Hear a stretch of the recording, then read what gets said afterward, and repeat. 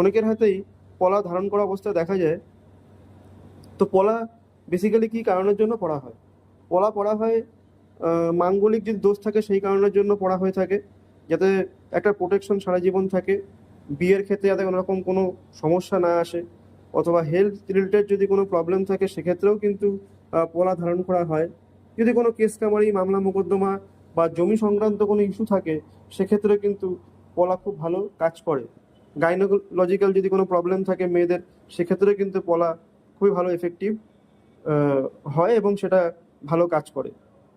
তো পলা basically Italian হয় এবং এগুলো ন্যাচারাল, সামুদ্রিক, অর্থাৎ সমুদ্রের নিচে আসে, নিচে থেকে, এবং এইগুলো ক্ষয় হয় যখন এগুলো মানুষের শরীরের টাচে আসে, তখন এগুলো ক্ষয় হয় আস্তে আস্তে, এবং ক্ষইতে ক্ষইতে একদম ছোট হয়ে যায়।